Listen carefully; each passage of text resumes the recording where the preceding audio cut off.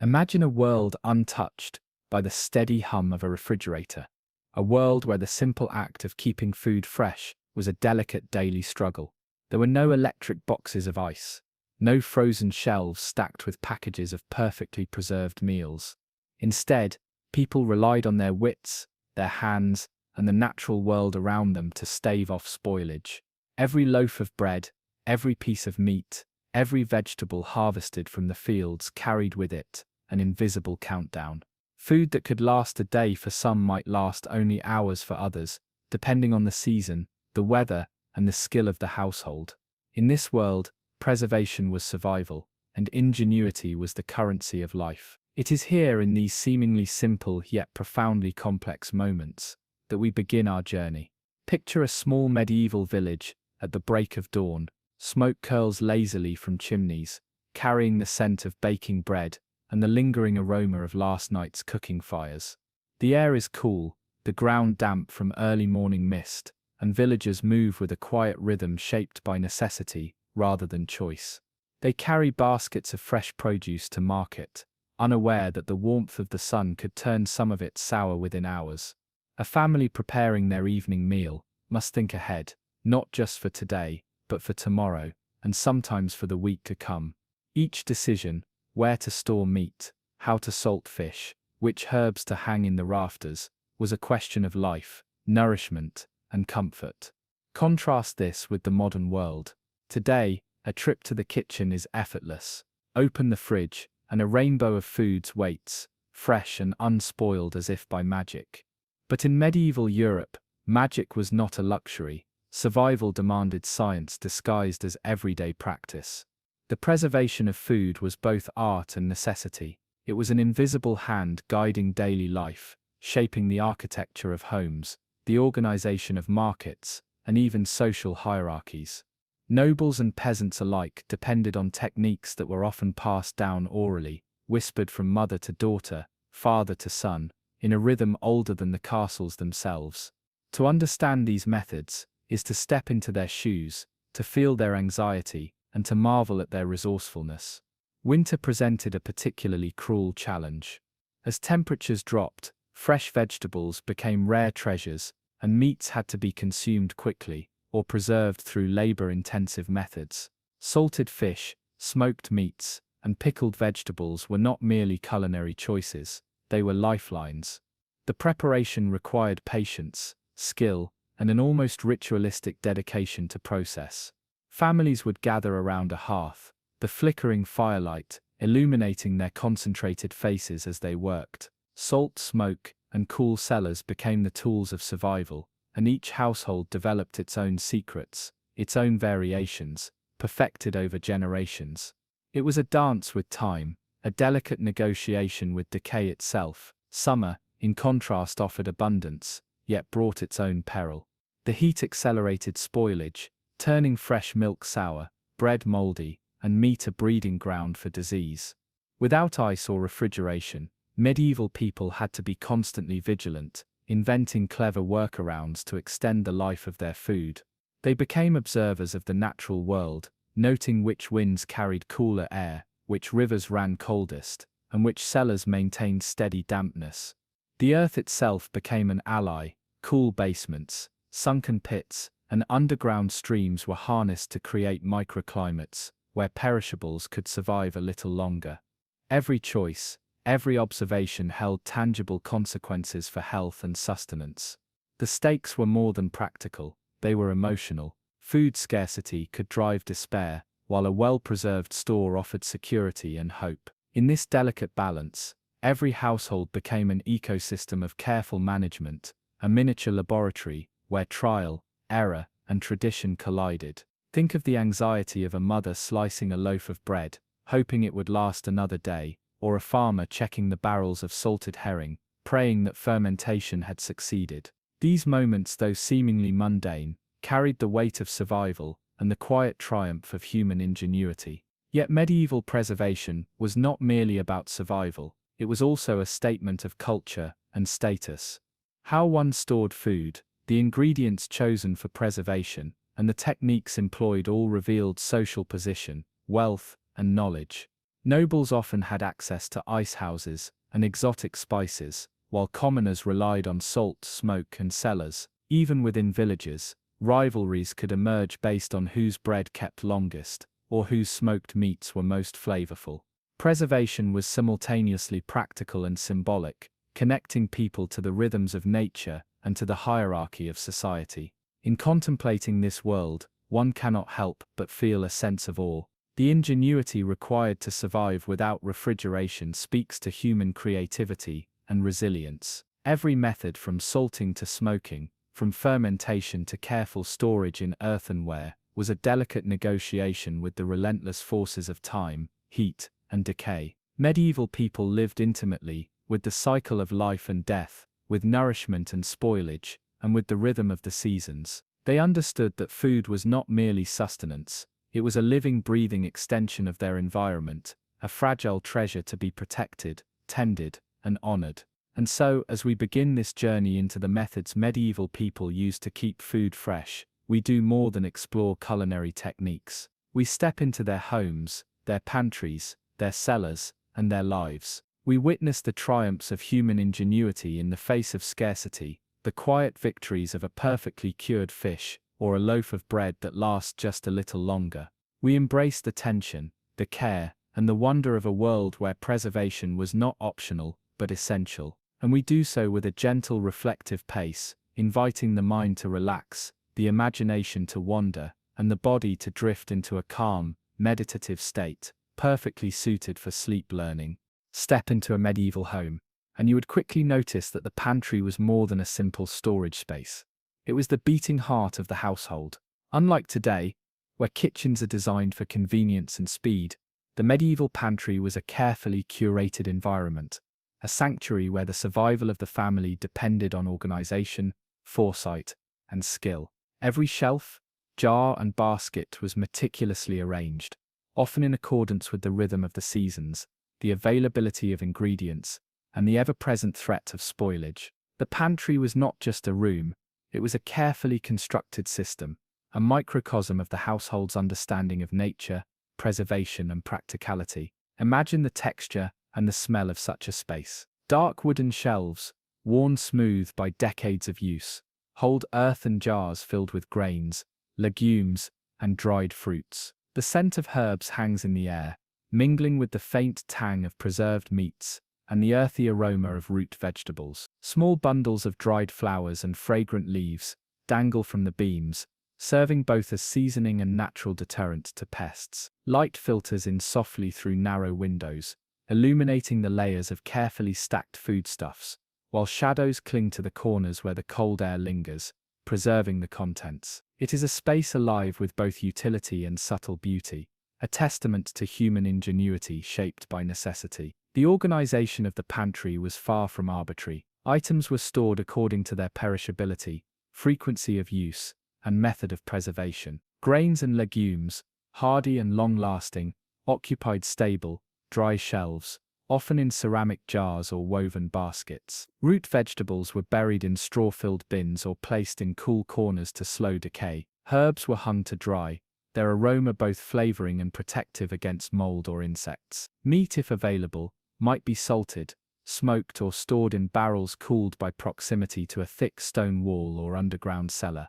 Every arrangement reflected a deep understanding of the interaction between environment, material, and food, a knowledge honed over generations. The pantry also reflected the social structure and status of the household. A wealthy noble might boast a large, meticulously maintained storage room, stocked with imported spices, sugar, and cured meats designed to last for months. These ingredients not only provided sustenance, but also demonstrated wealth, refinement, and connection to distant trade networks. By contrast, a peasant family's pantry, though smaller and simpler, displayed remarkable ingenuity with what was available locally. Salted fish, pickled vegetables, and preserved grains were arranged with precision to maximize longevity. In both cases, the pantry served as a quiet stage upon which the household's survival, culture, and ingenuity played out every day. The daily rituals surrounding the pantry were subtle yet profound. Early each morning, someone might check the barrels of grains, ransacking them gently to detect signs of moisture or pests. The salted herring would be examined, ensuring that brine covered the fish completely, while bundles of herbs were rotated to ensure even drying. Cooking and preparation revolved around the pantry's layout.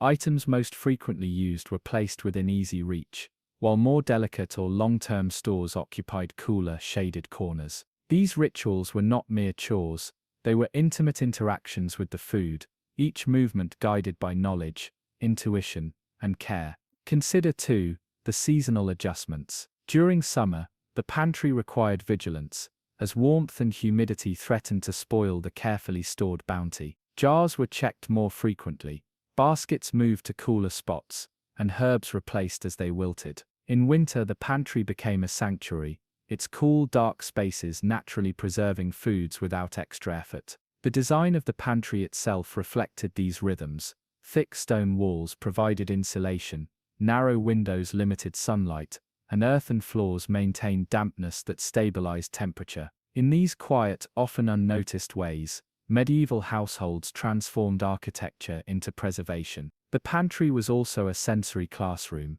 Children growing up in such homes learned the smells, textures, and visual cues associated with freshness and spoilage. The feel of a root vegetable, the color of a dried fruit, or the smell of fermenting grains were all signals of knowledge passed down orally and experientially. It was an education rooted in observation, patience, and respect for natural cycles, a practical wisdom that modern conveniences often obscure. Every time a loaf of bread or a salted herring was prepared or inspected, a lesson in vigilance and care was being imparted. Furthermore, the pantry was a communal space, a quiet hub where the household and sometimes neighbors intersected. Recipes, preservation techniques, and strategies were shared, debated, and improved upon. These exchanges created micro-networks of knowledge, ensuring that even small villages had access to effective preservation strategies. The pantry was not simply a repository of food, it was a vessel of knowledge,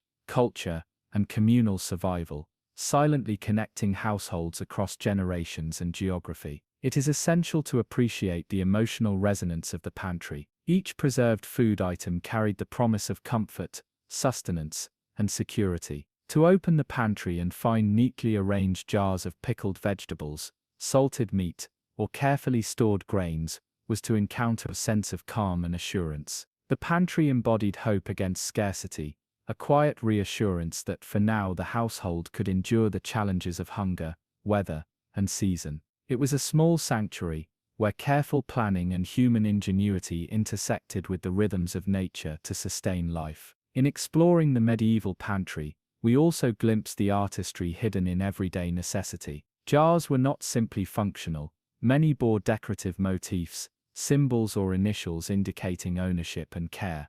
Herbs were bundled with attention to symmetry, creating a subtle aesthetic even within a utilitarian context. The very act of preservation became a ritual of mindfulness, where attention to detail, patience and skill transformed survival into something almost meditative. It was an unspoken understanding that tending to food was tending to life itself. As we leave the pantry and move toward the broader methods of preservation, it is important to carry this sense of intimacy and respect. The pantry was the physical and emotional center of medieval domestic life, a quiet witness to ingenuity, care and resilience. It stands as a reminder that preservation was never merely mechanical, it was thoughtful, deliberate and deeply connected to the environment and society. By appreciating the subtleties of this space, we better understand the broader tapestry of human effort that allowed people to survive and even thrive without modern refrigeration. Long before the hum of modern refrigeration, medieval people turned to the natural world itself to preserve their food. The chill of underground cellars, the steady flow of rivers, and the hidden coolness of wells became vital allies in a constant struggle against spoilage. In a world without electricity, these natural sources of cold were not luxuries, they were lifelines. The success of a household's preservation efforts often depended on how cleverly these environmental features were harnessed and how attentively they were monitored. Each day required a delicate negotiation with the elements, an understanding of temperature, moisture, and seasonal cycles that modern kitchens rarely demand. Imagine descending into a cool, stone-lined cellar on a sweltering summer day. The air is dense and slightly damp, carrying the scent of earthen walls, salted meats, and the faint aroma of stored grains. The contrast between the heat above and the chill below is immediate and almost intoxicating. Barrels of pickled vegetables line the walls, hanging baskets of onions and garlic sway gently from hooks, and smoked hams dangle, filling the air with a rich, comforting scent. Families would visit these cellars daily, retrieving what they needed while ensuring the rest remained undisturbed, preserving the cold as much as possible. The cellar was both a sanctuary and a laboratory, a space where the invisible passage of time could be slowed through careful design and use. Cellars were often constructed with careful attention to natural insulation. Thick stone walls, sunken floors, and small ventilation openings worked together to maintain steady temperatures. The deeper the cellar, the cooler it remained throughout the year, shielding perishables from the fluctuations of outside weather. Root vegetables, cheeses, and cured meats thrived in this environment, while jars of pickled or fermented foods could continue maturing without risk of rapid spoilage. The cellar was a quiet marvel of practical engineering, demonstrating medieval understanding of physics, airflow, and humidity. Even without scientific terminology, families relied on centuries of observation and tradition to guide their designs, refining them incrementally for maximum efficiency. Beyond the home, rivers and streams offered another source of natural refrigeration. In many villages, people would store perishable foods in baskets or barrels, submerged in cold, flowing water. Fish especially were preserved in this way, kept alive or chilled until needed. Imagine the delicate balance required to ensure that the container was secure, yet submerged in the right current, avoiding both stagnation and the risk of loss. Seasonal knowledge was essential. A spring-fed stream in the heart of summer could provide a cool refuge for vegetables, while the same water in winter could freeze over, requiring alternative storage. These methods demanded attention, skill, and a deep familiarity with local geography. Wells, too, played a role in preservation. Beyond their obvious use as sources of drinking water, deep wells often maintained cooler temperatures year-round. Containers placed in wells could benefit from consistent cold, and some households even developed pulley systems to lower barrels or baskets without contaminating the water. This subtle ingenuity exemplifies the practical problem-solving that characterized medieval life. The contrast is striking. What seems simple to a modern observer, lowering food into water, is in fact a sophisticated strategy honed over generations, blending knowledge of the environment with mechanical creativity. Seasonal shifts dictated adjustments to these natural refrigeration methods. Summer required constant vigilance. Water levels, sun exposure, and humidity all affected how well foods could be preserved. Cellars might need the addition of straw or sand to insulate certain foods, while rivers or wells demanded careful monitoring to prevent spoilage from warmth or contamination. Winter offered advantages, as cold ambient air naturally extended the life of stored food, but it was not without challenges. Freezing could crack ceramic jars or damage stored vegetables, while overly damp conditions could encourage mold. Medieval people learned to read these subtle signs, adjusting their methods with practiced intuition. The reliance on natural refrigeration also influenced architecture and urban planning. Homes were often designed with pantries and cellars facing north or built partially underground to maximize coolness. Villages were sited near rivers, streams, or natural springs to ensure access to water-based cooling methods. These practical concerns shaped the daily rhythm of life, determining when and how food could be prepared, stored, and consumed. It is remarkable to consider how deeply intertwined human habitation and environmental awareness were, a connection often invisible in our modern climate-controlled world. Emotional experience intertwined with practical necessity. The relief of retrieving a cool, firm root vegetable on a sweltering afternoon, or the satisfaction of opening a cellar to find jars of perfectly preserved pickles, created quiet moments of joy and reassurance. Each preserved item represented careful observation, labor, and foresight, offering security against hunger and waste. At the same time, the potential for spoilage remained ever present, lending tension and gravity to seemingly mundane tasks. The daily management of these cold spaces was a form of mindfulness, a slow, deliberate engagement with time, temperature, and survival. Stories of ingenuity and improvisation abound. Farmers might line cellars with snow collected in winter to create temporary ice reserves. Merchants traveling to distant markets would sometimes pack goods in damp straw or cool river water, navigating heat and decay along the way. Even simple wooden boxes filled with cold water or buried beneath the soil became tools for preservation. The medieval world was full of small, elegant solutions, each adapted to local climate, resources, and necessity. Observing these practices provides a window into a culture attuned to both environment and survival, one where every detail mattered. It is also important to recognize the communal aspect of these methods. Knowledge of the best cellars, the coldest rivers, and the most effective well strategies was shared among neighbors, often forming networks of advice, assistance, and observation. Techniques were passed down orally, with each family contributing refinements born of personal experience. This social dimension ensured that even in challenging conditions, communities could maintain a degree of food security. Preservation was not solely an individual endeavor, it was a shared cultural practice, linking households in a web of interdependence. As we imagine this world of natural refrigeration, it becomes clear that medieval people lived in constant dialogue with their environment. They did not control nature through technology. Rather, they learned to work with it, to anticipate its moods, and to harness its resources with patience and skill. Rivers, wells, and cellars were more than physical structures. They were extensions of human understanding, carefully cultivated to slow decay and sustain life. Through these methods, medieval households achieved a delicate equilibrium,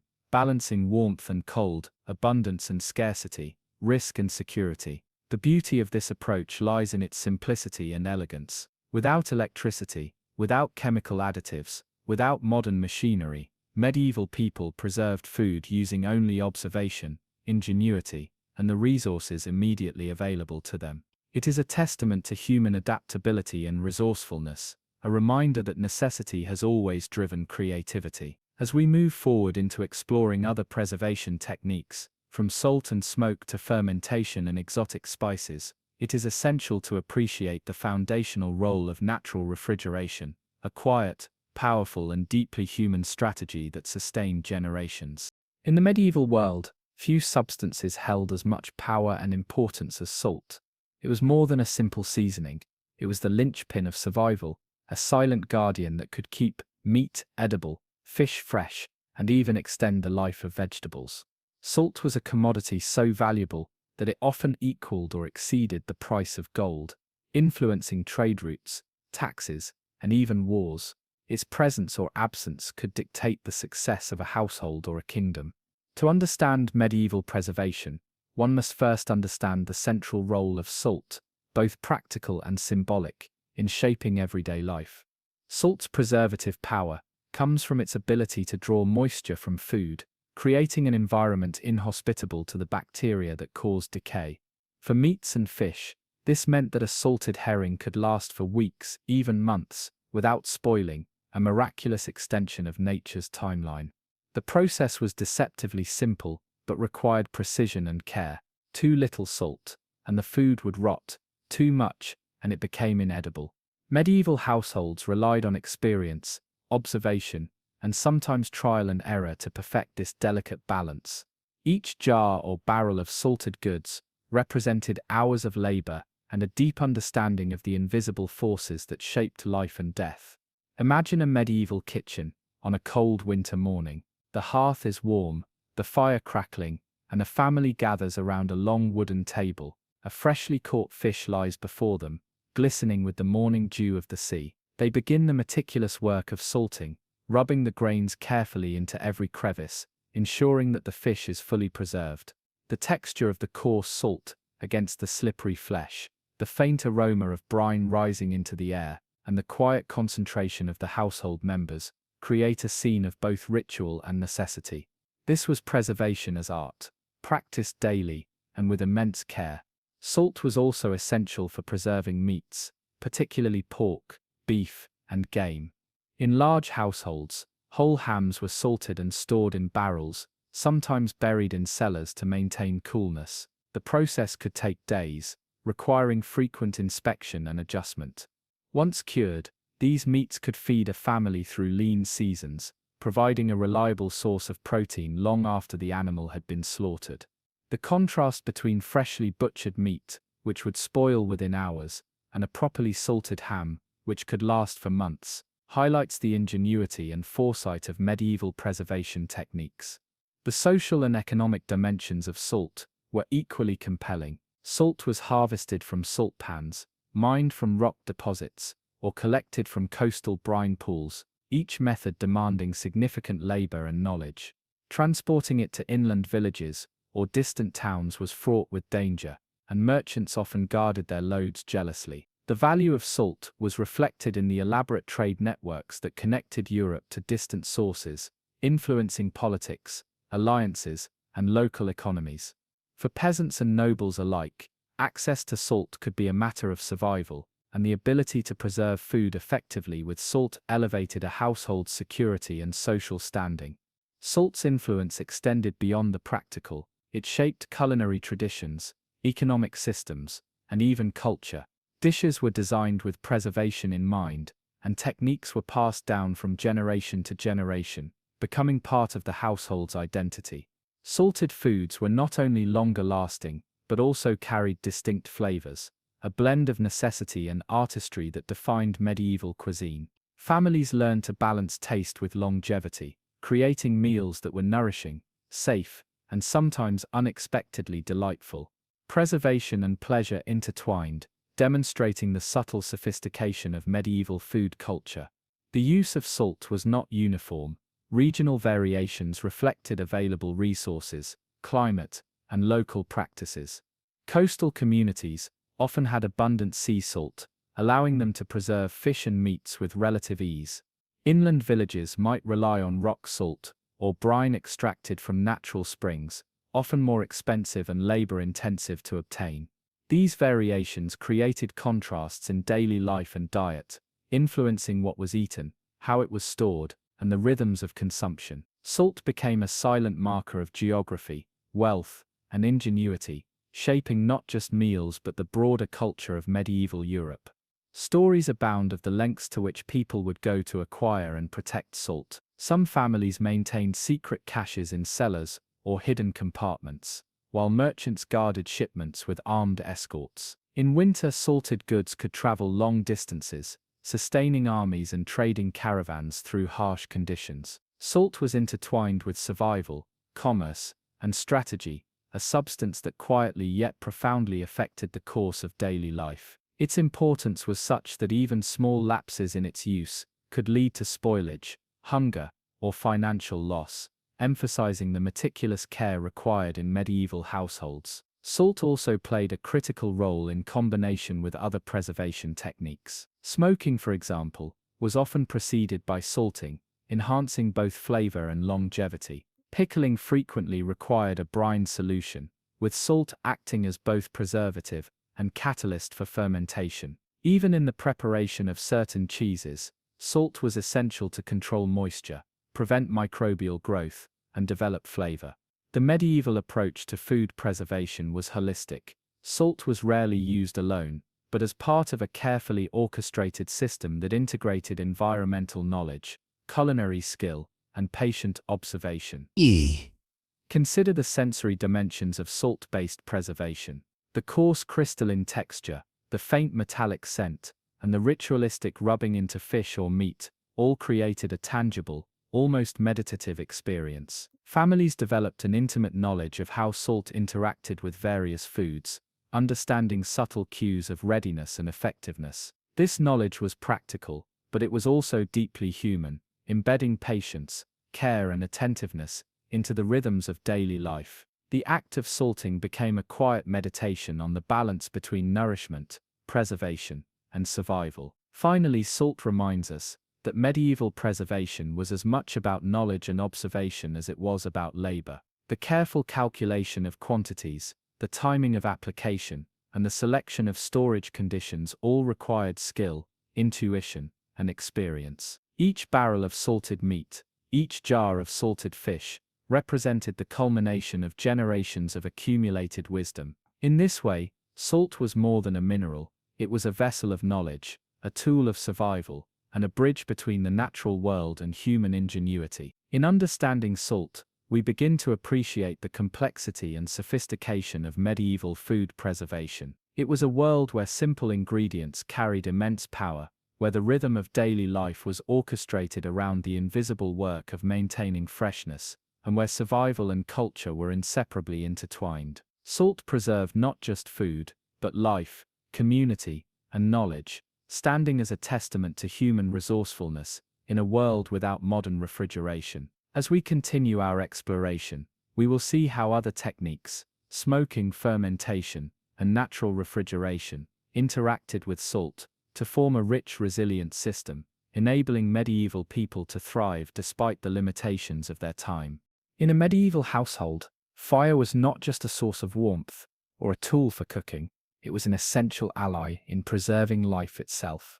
Smoking and curing meats were among the most sophisticated and effective techniques for extending shelf life, transforming perishable flesh into durable, flavorful sustenance. Imagine the flickering glow of a hearth in a stone kitchen, thick smoke curling into every corner, carrying the rich aroma of hams, sausages, and salted meats. The process demanded attention, patience, and skill, blending science and artistry in a quiet ritual that ensured survival through harsh winters and lean seasons.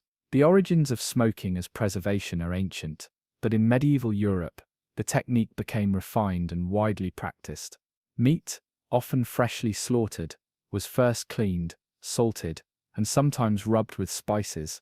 Then it was hung in smokehouses, or above hearths, where gentle heat and fragrant smoke slowly removed moisture, while infusing the meat with flavors that were both protective and pleasing.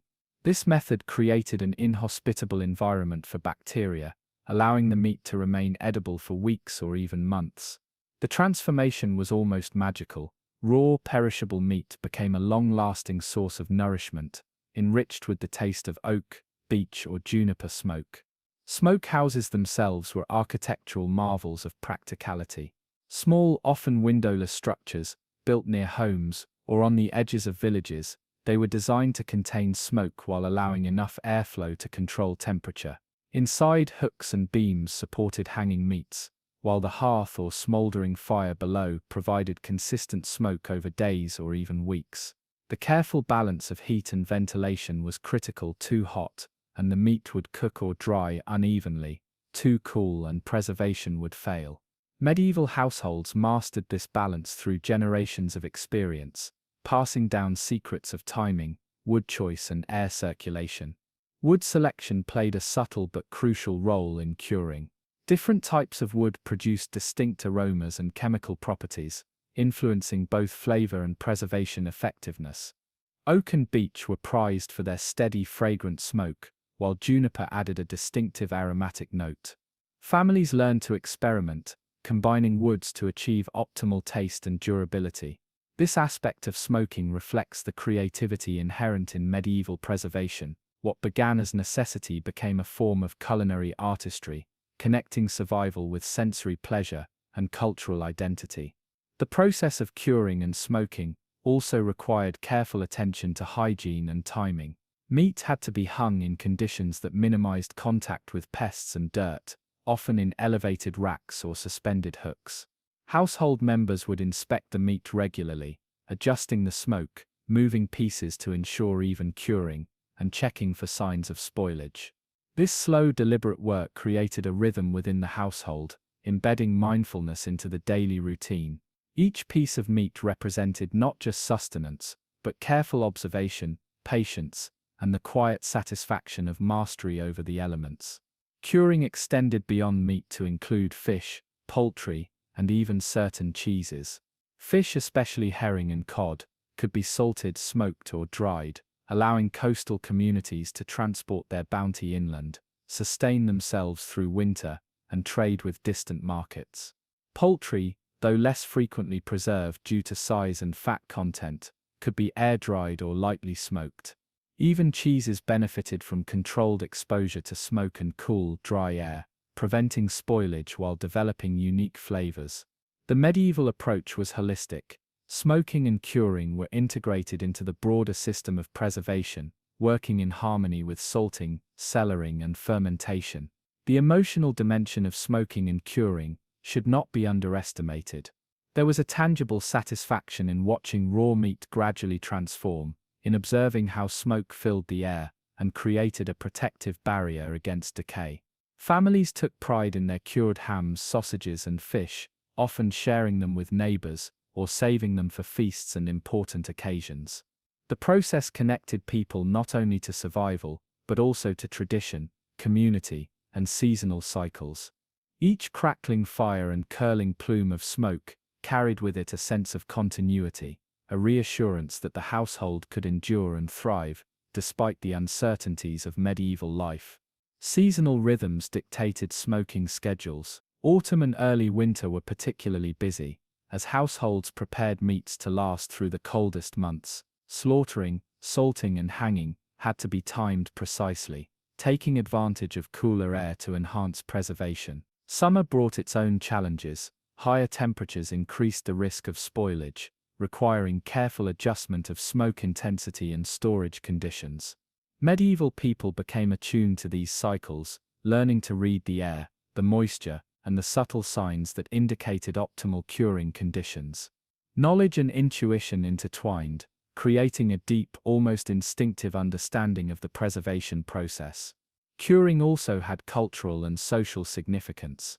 In many regions, smoked meats and preserved fish were symbols of status, wealth, and skill. A well-cured ham could demonstrate the household's expertise, while certain smoked delicacies were reserved for festivals or honored guests. Trade networks emerged around these products, with merchants transporting smoked meats and fish across regions, linking rural production to urban consumption. The practice of smoking and curing, while rooted in necessity, became intertwined with identity, economy, and tradition, reflecting the complexity of medieval life. Despite the apparent simplicity, smoking and curing demanded constant vigilance. Fires had to be maintained without overheating, air had to circulate evenly, and the meat itself required careful observation. Mistakes could result in spoilage, waste, or even illness. This attention to detail fostered a sense of discipline and respect for the natural processes at work. The act of curing was, in many ways, a meditation, a slow, deliberate engagement with time, temperature, and human skill.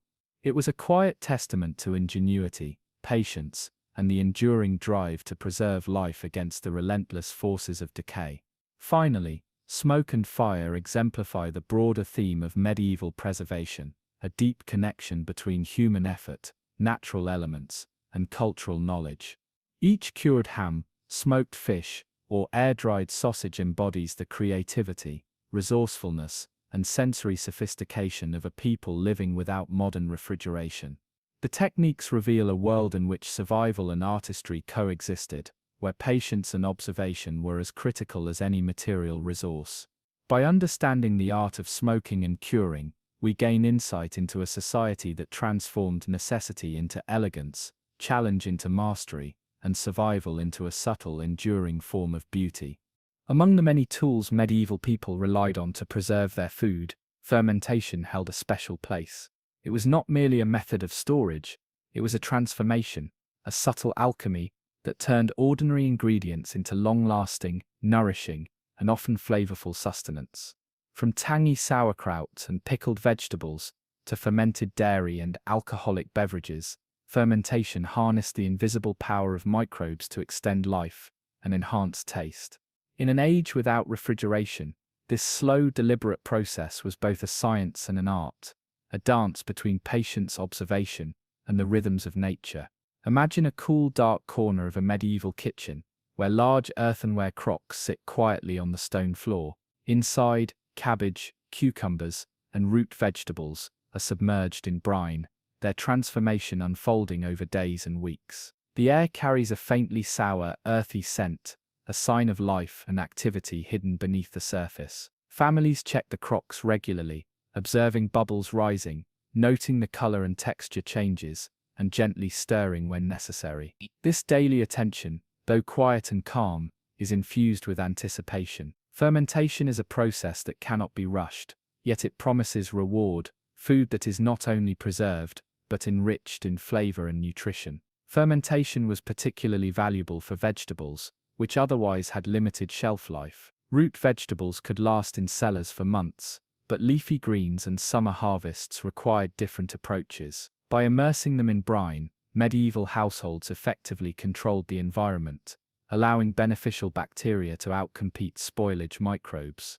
The result was a tangy, flavorful product that could sustain a family through winter. This method reflects a profound understanding of the natural world, even if medieval people described it in practical, experiential terms rather than scientific language. They learned by observation, passing knowledge from one generation to the next. Dairy products also benefited from fermentation. Milk could be transformed into yogurt, cheese, or buttermilk, each with a longer shelf life and unique taste. These techniques were particularly important in regions where fresh milk could spoil quickly, and they demonstrate the adaptability of medieval preservation methods. Fermentation not only extended the life of the food, but also enhanced its nutritional value, creating new sources of protein, vitamins, and calories. Families relied on these products for sustenance, especially during lean seasons when fresh foods were scarce. Fermentation was not limited to solid foods.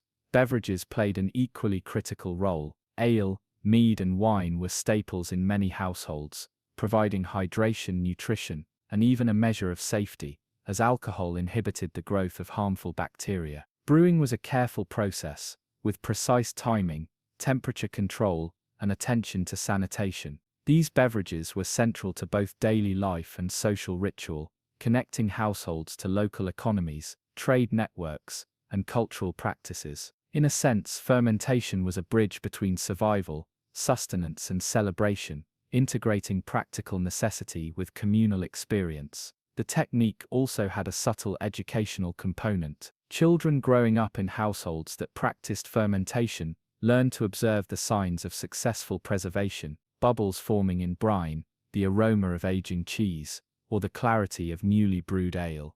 These lessons fostered patience, attention to detail, and respect for natural processes. Fermentation was a living classroom, teaching that time and careful observation could transform ordinary materials into enduring sustenance. Knowledge of these techniques became a valued form of expertise, quietly woven into the fabric of daily life. Seasonal rhythms dictated fermentation schedules. Spring and summer provided abundant fresh produce, requiring prompt preservation to prevent spoilage. Autumn offered the final harvest, a time to prepare large batches of sauerkraut, pickles, and fermented beverages that would carry the household through winter. Winter itself, though cold, influenced the fermentation process. Cooler temperatures slowed microbial activity, allowing foods to mature more gradually. Medieval people were attuned to these cycles, adjusting brine concentrations, container placement, and timing to ensure success. Their lives were synchronized with nature,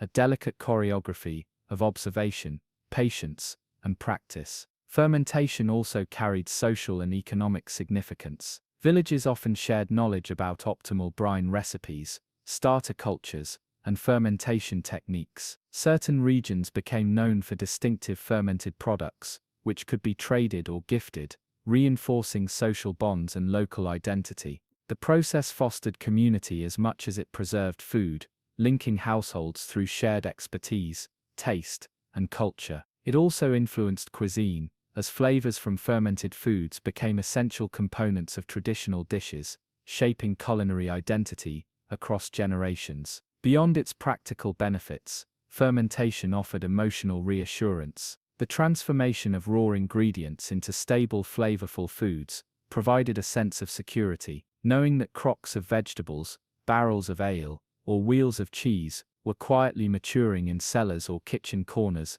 allowed families to face the uncertainties of medieval life with confidence. Fermentation was a form of temporal management. It stretched resources, bridged the gap between harvests, and created a predictable rhythm in an otherwise unpredictable world. It was both comforting and empowering, a quiet demonstration of human ingenuity and patience. The sensory experience of fermentation cannot be overstated.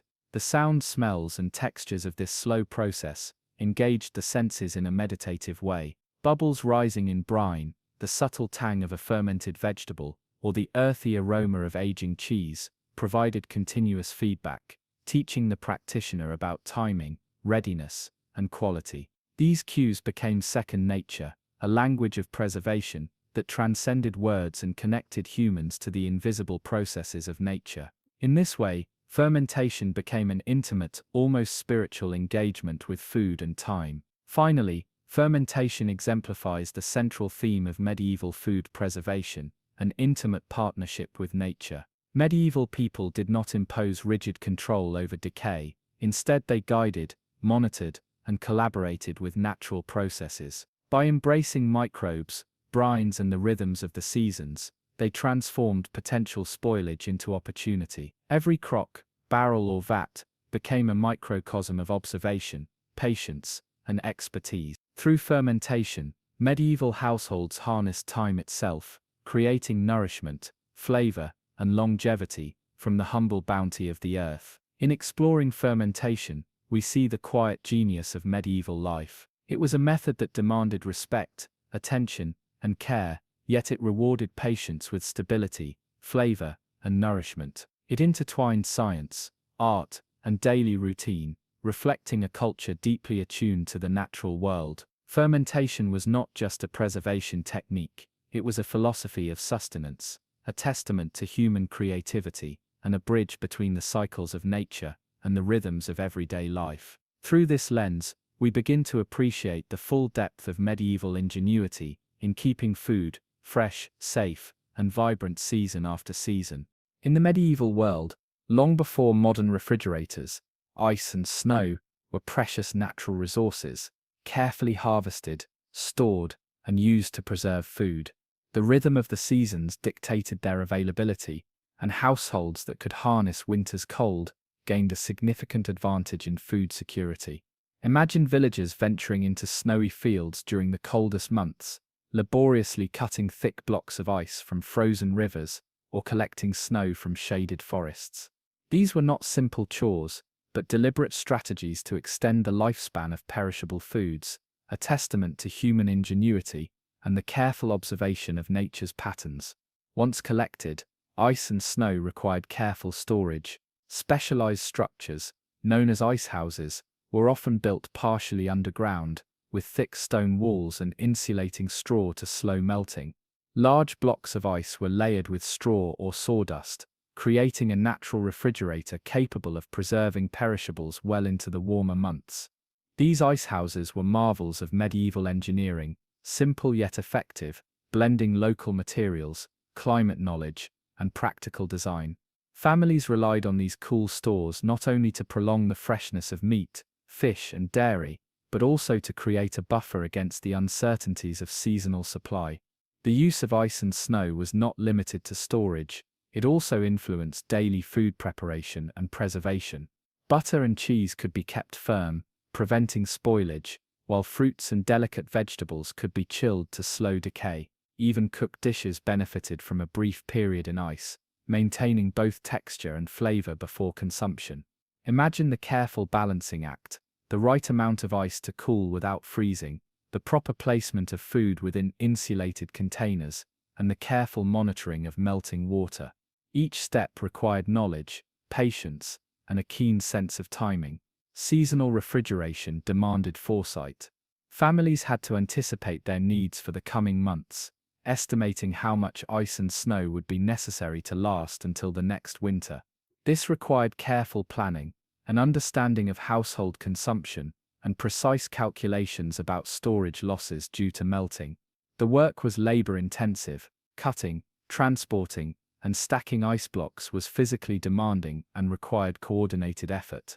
Yet the rewards were significant. A steady supply of cold storage could preserve high-value foods, prevent waste, and allow families to enjoy a degree of comfort and security, even in the heat of summer. Ice and snow also had social and economic dimensions. Access to frozen resources was often unequal, reflecting wealth, status, and geography.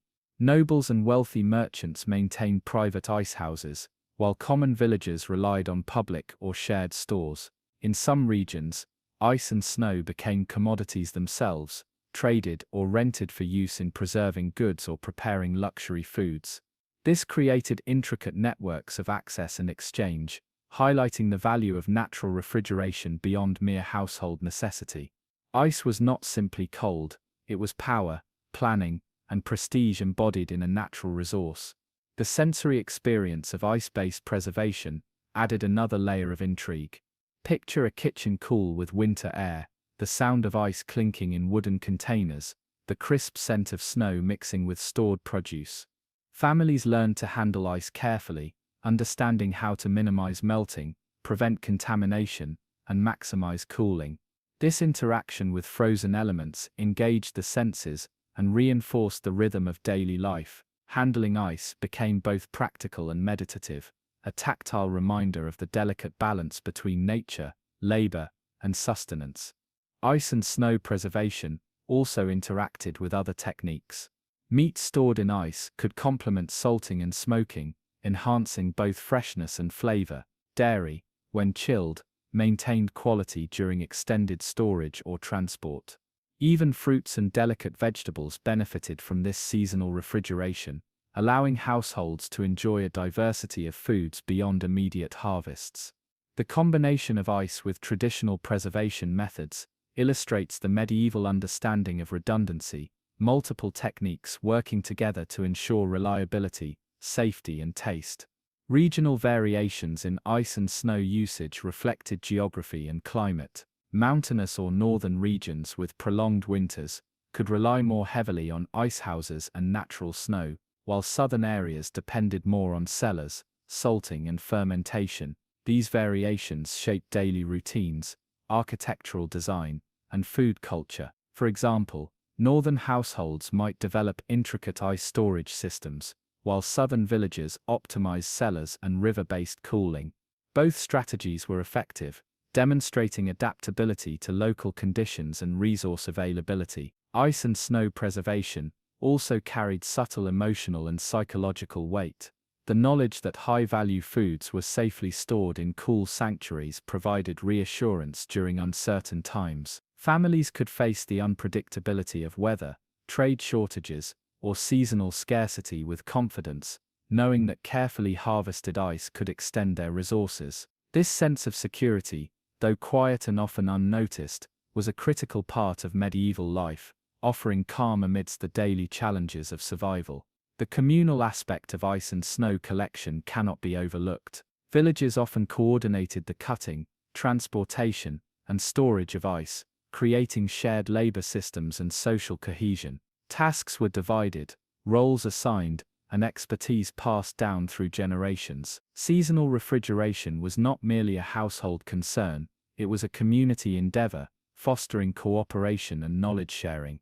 This collaborative dimension reinforced social bonds and emphasized the cultural importance of food preservation as both practical and shared responsibility. Finally, ice and snow remind us that medieval preservation was deeply intertwined with observation, timing, and resourcefulness. Families did not merely store food, they engaged actively with the cycles of nature, learning to anticipate changes, exploit opportunities, and mitigate risks. Each block of ice, each carefully insulated layer, represented human ingenuity at its quietest and most deliberate. The natural world became an ally, and through careful stewardship, medieval people could stretch the limits of survival, comfort, and taste. By examining ice and snow as methods of preservation, we gain insight into a world in which every season offered both challenge and opportunity. These natural coolants were more than temporary aids, they were integral to survival,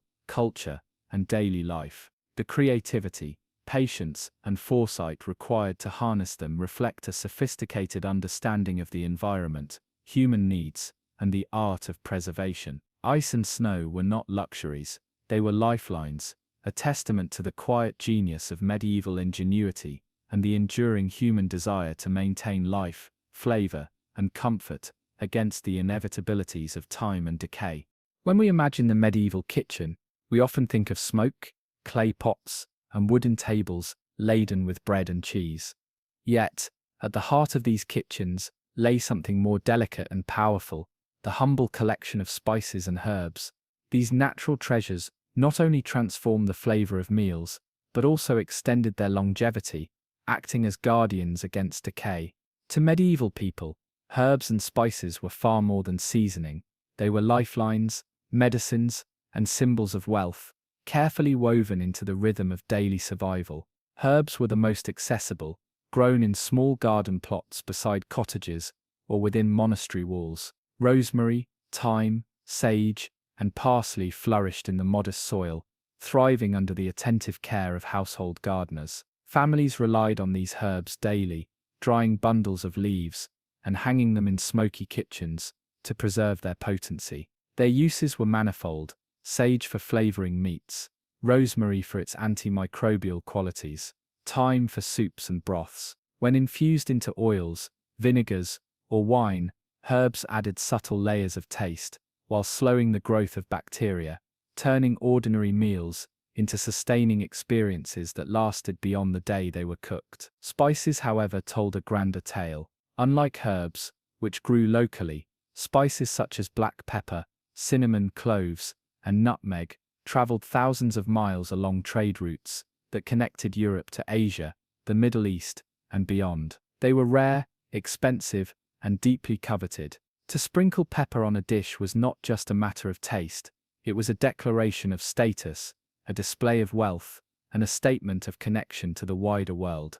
Behind each grain of pepper, or shard of cinnamon bark, lay caravans crossing deserts, ships braving storms, and merchants negotiating in crowded markets. To own spices was to participate in a story of global exchange that touched every corner of the medieval world. But these exotic spices were not only for the rich. Even in modest households, small amounts found their way into meals, often reserved for feasts or special occasions. When added to salted or preserved meats, cloves and cinnamon masked the strong flavors of long-stored food, transforming what might have been monotonous into something delightful. Pepper, sharp and commanding, enlivened stews and broths, making them more palatable after days of reheating. These spices carried not only flavor, but also preservation power. Many contained antimicrobial properties, subtly extending the life of perishable foods and safeguarding families from illness. The role of herbs and spices stretched beyond the kitchen. They were considered medicines, their preservation qualities linked to healing powers. Monks carefully catalogued their uses in herbals, books that detailed which plants could soothe fevers, cleanse the body, or ward off decay. Garlic, for example, was prized for its ability to fight infection, while mustard seeds acted as stimulants and preservatives. To medieval households, the act of seasoning food was also the act of protecting health, blending nourishment and medicine into one continuous practice. Every bite carried both flavor and function, reminding families that survival depended on balance and care. The sensory world of herbs and spices was rich and layered. Imagine stepping into a medieval pantry, the air heavy with the earthy scent of sage, the sharp tang of dried garlic, the sweet hint of cinnamon stored in a wooden box. Jars of dried herbs lined shelves, their leaves crumbling into powders of green and brown. A handful of cloves might be wrapped in cloth, their aroma so strong it perfumed the entire room. These scents were not luxuries, they were practical guides, signaling freshness, potency, and readiness for use. To the medieval cook, smell was as vital as sight or touch in determining how best to preserve and flavor food. The use of herbs and spices was also deeply symbolic. Certain herbs carried meanings beyond their culinary use. Rosemary was associated with memory and protection, thyme with courage, and sage with wisdom. Spices, too, held cultural weight. Nutmeg was linked with luxury, saffron with wealth and divine favor. Serving a spiced dish at a feast was both a sensory and symbolic act, communicating abundance, generosity, and sophistication. In this way, preservation was never purely practical, it was also cultural, emotional, and spiritual. Regional differences shaped how herbs and spices were used. In Northern Europe, hardy herbs like dill, parsley, and sage dominated, while in Mediterranean regions, basil, oregano, and marjoram flourished under warmer climates. Trade centers along the Mediterranean coast had greater access to exotic spices, while inland villages relied more heavily on what their gardens could provide. These differences gave rise to distinctive food traditions, yet everywhere the principle was the same. Herbs and spices formed an essential bridge between nature and preservation, between survival and enjoyment. One of the most ingenious uses of herbs was in creating flavored brines and marinades. By soaking meats in mixtures of salt water infused with sage, thyme, or mustard, households not only seasoned their food, but also prolonged its freshness. The antimicrobial properties of these mixtures slowed spoilage, making them effective preservation tools that blended flavor with function. Similarly, spiced vinegars or wines could be used to store vegetables, creating early forms of pickles that combined tangy taste with extended shelf life. Each method revealed a practical intelligence, a recognition that flavor and preservation could walk hand in hand. Herbs and spices also connected communities through trade and exchange. Local herbs were shared among neighbors, while traveling merchants carried dried bundles between villages. Markets buzzed with the scent of fresh parsley and dried sage, mingling with the rarer notes of cinnamon and pepper brought by distant traders. These exchanges were more than economic. They were social, weaving communities together through the shared pursuit of flavor, health, and preservation. Every transaction was a story, every bundle a fragment of connection across time and space. Emotionally, the use of herbs and spices carried reassurance. The knowledge that dried herbs hung in the kitchen, or that peppercorns rested in a jar, gave families a sense of preparedness. Meals could be made safer, tastier, and more comforting, even in times of scarcity. The act of sprinkling herbs into a pot, or grinding spices with a mortar, was ritualistic, offering calm and continuity. In the quiet hours of a medieval evening, when bread baked in ovens and stews simmered on the hearth, these small rituals created warmth, familiarity, and a sense of mastery over time's decay. Ultimately, the role of herbs and spices in medieval preservation reflects a profound truth. Survival required more than just storing food. It required making it nourishing, safe, and meaningful. Herbs brought daily reliability, while spices added richness and wonder. Together they transformed preservation into an art form, blending necessity with delight, health with flavor, the local with the global. Each sprig of thyme, each grain of pepper, each shard of cinnamon, carried within it the ingenuity of human survival and the desire to live not only longer, but better. Among all the tools medieval people possessed to battle the relentless march of decay, none was more vital, more versatile, or more universally treasured than salt. In a world without refrigeration, salt was not merely a seasoning, it was life itself. It was preservation incarnate, the mineral that turned perishable meats, fish, and dairy into stores of nourishment that could last weeks, months, even years. To understand salt in the medieval world is to understand survival, economy, and even spirituality, for this humble crystal shaped societies, sustained armies, and defined the very rhythm of life.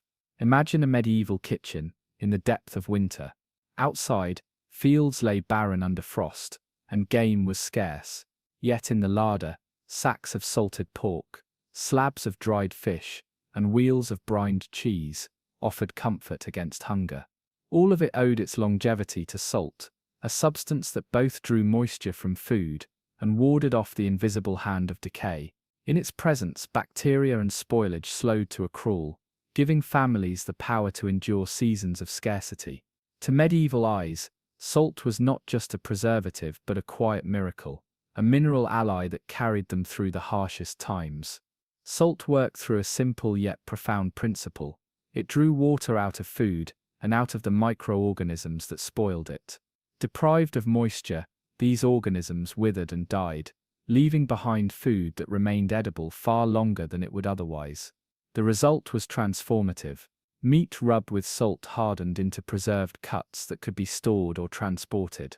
Fish immersed in brine became a reliable food source, even far inland.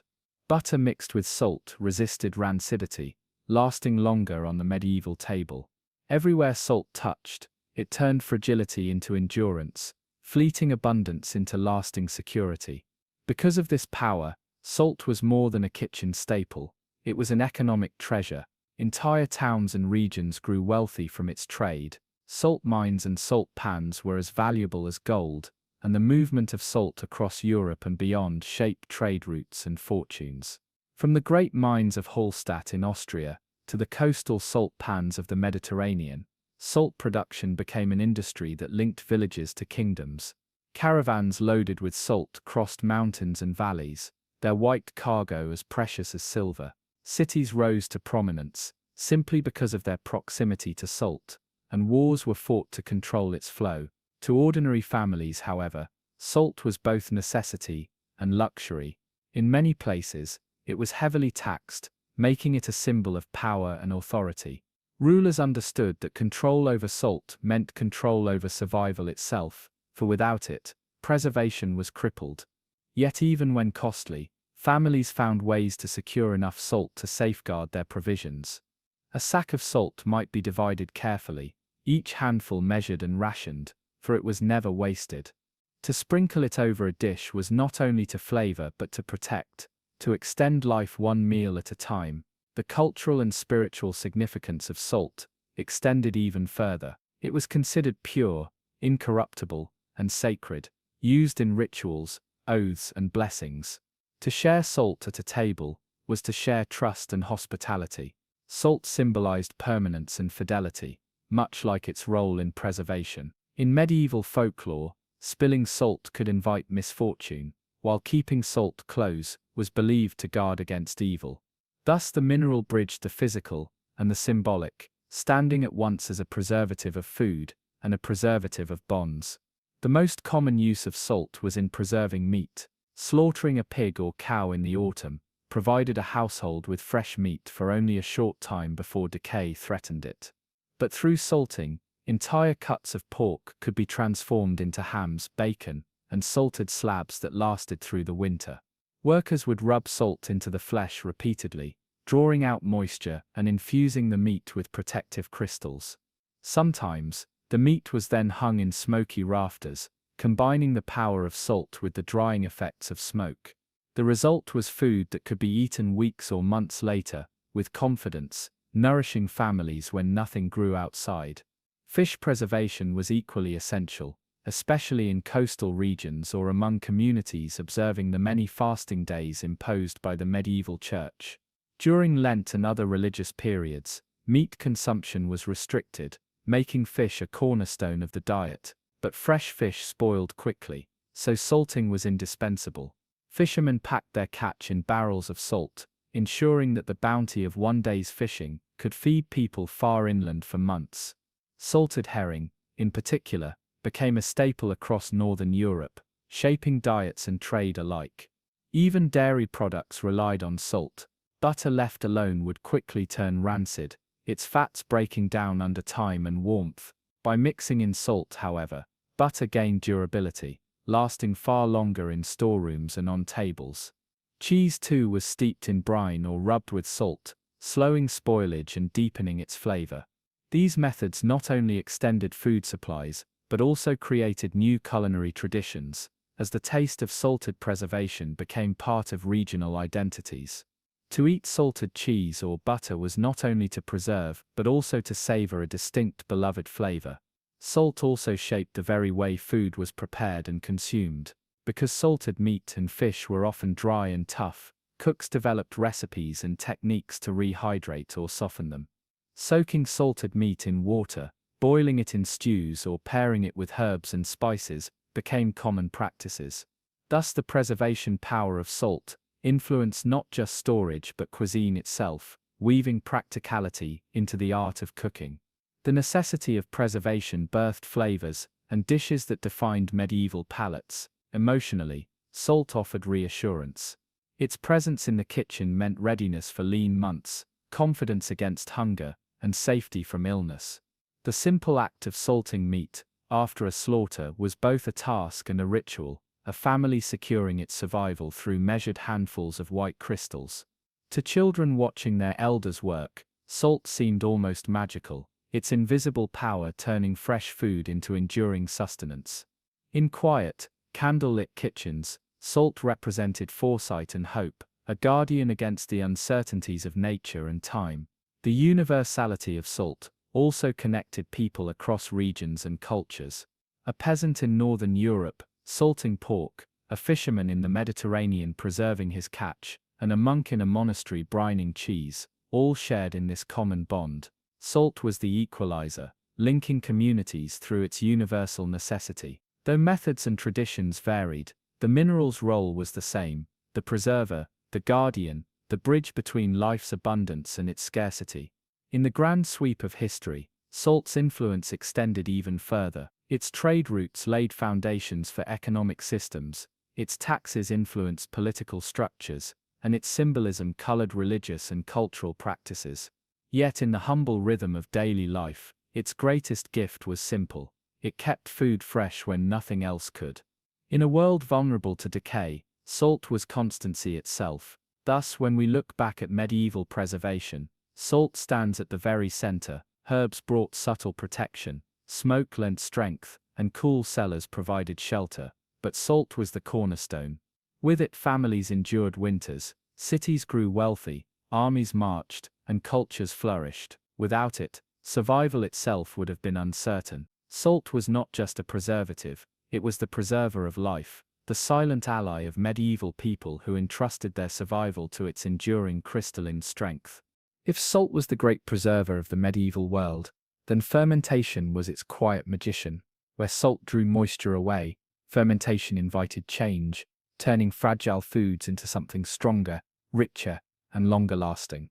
It was an art, both mysterious and practical, guided by invisible forces that medieval people could not see, but learned to trust. Through fermentation, milk became cheese, cabbage became sauerkraut, grapes became wine, and grains became beer. It was not simply preservation, it was transformation, a way of coaxing nature to create something new out of what might otherwise decay. Fermentation began with a paradox. Left alone, food spoiled quickly. Yet under the right conditions, that very process of microbial activity could protect food instead of destroying it. To medieval eyes, this was nothing short of a wonder. They lacked modern understanding of bacteria and yeast, but they knew from experience that carefully tended barrels, jars, and crocks could yield foods that resisted rot and gained flavor with age. To them, fermentation was alchemy, an unseen collaboration between humanity and the hidden forces of nature. The most familiar form of fermentation in medieval life was brewing. Beer, ale, and mead were staples not only of festivity, but of daily sustenance. Water was often unsafe to drink, carrying disease from contaminated sources, but fermented drinks were far safer. The brewing process, though imperfectly understood, created beverages that killed harmful pathogens and lasted longer than fresh water. To a peasant, a mug of ale was not a luxury, but a necessity, consumed by men, women, and even children. Its calories provided strength, its fermentation ensured safety, and its ubiquity bound communities together in shared tradition. The brewing process itself was a ritual of transformation. Grains were soaked, mashed, and boiled, then left to ferment under the watch of brewers, who guarded their knowledge closely. Yeast, though invisible and nameless to them, performed its quiet miracle, turning sweetness into alcohol. Each village had its own variations, its own flavors, shaped by local ingredients and customs. The result was not only preservation of grain, but the creation of a drink that defined medieval life. Beer and ale were nourishment, preservation, and culture, all poured into one vessel. Wine was another expression of fermentation's power, and its significance stretched far beyond nourishment. In vineyards across Europe, grapes were harvested, crushed, and left to ferment, their sugars transformed into the rich complexity of wine. To medieval society, wine was sacred as well as practical, used in religious rites, and celebrated in festivals. Monasteries became centers of winemaking, their monks carefully tending vines and perfecting techniques. Wine was a preserver of fruit, yes, but also a preserver of meaning, carrying within it the essence of both earth and spirit. Fermentation extended into food preservation as well, ensuring survival through the lean months. Cabbage, for instance, when submerged in brine and left to ferment, transformed into sauerkraut. This not only kept the vegetable edible, but also made it more nutritious, providing essential vitamins that staved off illness. In northern climates, where winters were long and fresh produce scarce, such fermented vegetables were life-saving. The sharp tang of sauerkraut was more than flavor, it was health, preservation and strength against the cold. Dairy too was transformed by fermentation. Fresh milk spoiled rapidly, but through curdling, culturing, and careful aging, it became cheese and yogurt, foods that endured far longer than milk alone. Cheese in particular became a cornerstone of medieval diets, with countless varieties emerging from monasteries, villages, and farms. Each wheel of cheese was a story of preservation, a transformation of fleeting freshness into enduring sustenance. The process seemed almost magical, as if nature itself conspired with human hands to grant permanence to milk's fleeting bounty. Fermented condiments also colored medieval tables. Vinegar, born from the second fermentation of wine, preserved fruits and vegetables in pickles that lasted for months. A barrel of vinegar stood as both ingredient and safeguard, ensuring that surplus produce did not go to waste. Even simple foods, when steeped in vinegar, became tangy treasures that resisted time.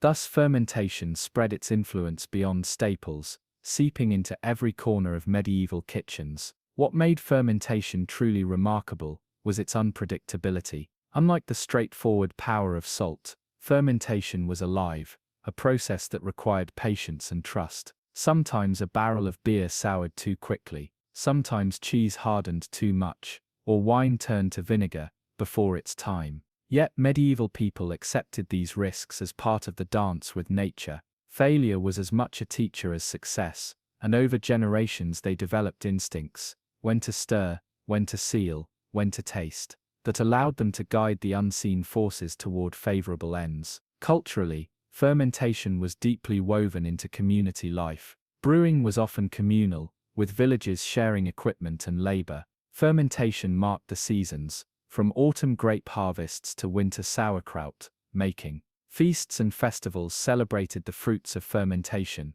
whether in casks of ale or wheels of cheese. In monasteries, monks devoted their skill to perfecting wines and ales, not only for sustenance but for trade, making fermentation a bridge between survival and economy. The products of fermentation fed both body and society, sustaining people physically while enriching their culture. Spiritually, fermentation was viewed with awe. The transformation of grape juice into wine or dough into bread was considered a kind of mystery, an act of creation beyond ordinary human power. In Christian tradition, wine became the blood of Christ, bread, his body, both products of fermentation, both symbols of divine transformation. Thus the process carried sacred meaning as well as practical benefit. Fermentation was not just survival, it was sacrament, a reminder of unseen powers at work in both nature and spirit. Emotionally, fermentation offered comfort in uncertainty. Where winters were long and famine ever possible, a cellar stocked with barrels of ale, crocks of sauerkraut, and wheels of cheese was reassurance. Each vessel represented foresight and resilience, a family's dialogue with time itself. To taste fermented foods was to taste endurance, to savor the fruit of patience. The slow work of microbes and months of waiting gave medieval people more than food, they gave them hope, proof that transformation was possible even in hardship. Fermentation also connected people across boundaries. In Northern Europe, peasants brewed ale. In the Mediterranean, families made wine in monasteries, monks crafted cheeses. Though ingredients varied,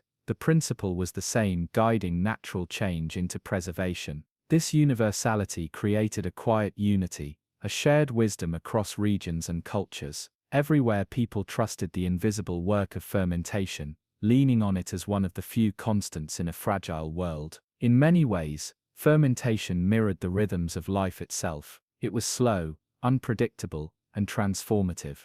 It required patience, humility, and faith. It turned what was perishable into what endured, just as human communities sought to turn fleeting harvests into lasting survival. To medieval people, this resonance gave fermentation an almost poetic place in daily life. It was not just a technique, it was a philosophy, a reminder that from change came endurance, from decay came preservation, and from patience came reward. Looking back, it is impossible to separate medieval life from fermentation. It preserved food, safeguarded health, enriched diets, and shaped culture. It sustained bodies through winters, strengthened communities through shared work, and inspired spirits through mystery and ritual. Fermentation was at once science and art, necessity and wonder. In every barrel of ale, every wheel of cheese, every jar of sauerkraut, the medieval world found both survival and meaning. Thus fermentation stands as one of the greatest preservers of the past, not as rigid as salt, not as smoky as fire, but as alive as time itself. It was preservation by transformation, survival through change. In its silent unseen labor, it gave medieval people the power to endure, to thrive, and to hope. In fermentation, they harnessed time itself, and time became their ally. If fire was the warmth of preservation, and salt the steadfast guardian, then ice and snow were nature's rare and fleeting gift. Unlike salt, which could be mined, or fermentation, which could be guided, cold could not be manufactured in the medieval world. It had to be borrowed from nature itself. Ice was impermanent, a luxury granted by winter and carried with great difficulty into the warmer months. Yet, despite its fragility, cold was one of the most powerful tools of preservation when it could be harnessed. It was silence, stillness, and suspension. Where other methods transformed food, cold simply held it in place, pausing the march of decay. To medieval people, the idea of preserving food with cold was both obvious and elusive. Everyone knew that in winter, meat lasted longer, milk soured more slowly, and fruit could remain edible for weeks if stored properly. Yet winter was fleeting, and the challenge lay in capturing its power for later use. Snow melted, ice thawed, and once gone, the gift of cold slipped from human hands. Thus the use of ice was always a pursuit of the rare and the extraordinary, more common among the wealthy than the poor, more feasible in colder regions than in warmer ones. In colder climates, winter itself was preservation. For peasants in northern Europe, the freezing season was a time when slaughtered animals could be safely stored without spoilage, hung in sheds, or buried in snow. The natural cold gave families the chance to butcher whole livestock without fear of waste, eating fresh cuts over days or weeks. Snow and frost wrapped their provisions in a protective layer, slowing decay without effort. Yet when spring returned, so did the relentless urgency to salt, smoke, or ferment, for cold could not be relied upon beyond its season. The wealthy, however, sought to make the gift of cold endure beyond winter. Ice houses, structures built partly underground, lined with straw and shaded from the sun, were used to store blocks of ice harvested from frozen rivers and lakes. In January and February, servants cut thick slabs from ponds, hauling them with sledges, and stacking them carefully within these hidden vaults. Packed tightly, insulated with sawdust, and sealed away, these blocks could last well into summer. It was laborious, requiring foresight, manpower, and resources. But it allowed noble households to enjoy chilled drinks, preserved meats, and cooled fruit long after the snows had melted. The sight of ice in midsummer carried with it an aura of wonder. To sip chilled wine, or taste fresh fruit, cooled by snow, was a mark of status, a reminder of wealth's ability to bend nature. For common folk, such luxuries were unimaginable, yet they too marveled at the power of cold when it arrived unbidden. Even something as simple as a bucket of water kept cool in a shaded cellar was a small victory over the heat of the sun. Cold, when captured, was both practical and poetic. Snow too found its place in preservation. In regions where winters brought heavy snowfall, people buried food beneath drifts, trusting the frozen layers to shield it from spoilage. Snow could preserve fish, fruit, or milk for days, though always temporarily. It was not as enduring as salt or smoke, but in the moment it provided relief. In Italy and Spain, snow was even harvested from mountains, and carried in baskets or carts down into towns, packed tightly, and stored in underground chambers, called nivea. From there it was sold for cooling drinks and preserving perishables, though only the wealthy could afford such luxuries. The trade in snow became, in some places, a small but lucrative industry, a testament to humanity's desire to grasp the fleeting power of winter. Cold cellars were another way medieval people stretched the power of coolness. By digging storage rooms deep into the earth, where temperatures remained steady and lower than above ground, they created spaces where meat, dairy, and vegetables could last longer. These cellars were not freezers, but cool chambers, slowing rather than halting decay. Barrels of beer, wheels of cheese, and bundles of root vegetables found safety in their darkness. To step into such a cellar was to step into a different season, a place where time itself seemed slower, where food lingered longer than it would above ground. The cultural weight of cold was as striking as its practical value. To have access to ice was to wield a kind of magic, a symbol of wealth and refinement. In courts and noble banquets, the serving of chilled wine, or fruit preserved on ice, was not merely about taste, but about spectacle. Guests marveled at such rarities, knowing the effort and resources required to make them possible. Ice was prestige carved from rivers, snow was status carried from mountains. Both spoke to human ambition, the desire to harness even the most fleeting of nature's gifts. Spiritually, cold carried meanings as well. Winter was often associated with death, silence, and dormancy. To preserve food in snow was in a sense to suspend it in that same stillness, pausing life until it could be awakened again. Medieval people steeped in symbolism may have felt that storing food in ice was like laying it in temporary sleep, a kind of winter burial from which it would later emerge. Cold was not transformation, like fermentation, nor fire, like smoking. It was suspension, an imitation of nature's pause. For peasants, the reliance on cold was humble and direct. Winter meant fresh meat, and stored cabbages in frozen yards. Streams kept milk cool for a few hours. Caves shielded butter from spoilage. Snow kept buckets of fish fresh until they could be eaten or salted. These were not luxuries, but simple improvisations, ways of extending food just a little longer. Cold was not permanent, but even a few extra days of freshness could mean the difference between sufficiency and hunger. At times cold even shaped trade. In northern regions, frozen rivers became highways, allowing goods to move swiftly across ice where mud or roads failed in warmer months. Fishermen in winter could preserve their catch longer, bringing salted and frozen fish to market. In some cases, frozen storage allowed for seasonal abundance to be transported further than it might otherwise travel. Though always fragile, cold's influence reached beyond the household, into the marketplace. Emotionally, the presence of cold food or drink in the heat of summer carried a sense of wonder. Imagine a medieval banquet hall, the air heavy with warmth, and a servant presenting chilled fruit or a goblet of wine cooled by snow from distant mountains. The astonishment, the delight, the murmurs of guests, it was more than taste. It was theatre, a triumph of human ingenuity over nature's fleeting order. Even among peasants, the simple pleasure of milk cooled in a stream on a hot day brought a moment of relief, a reminder that preservation was not only about survival, but about comfort. Ultimately, cold remained the least reliable of preservers. Salt, fire, and fermentation could be depended upon year after year, while cold was seasonal, regional, and fragile. Yet its very rarity gave it meaning.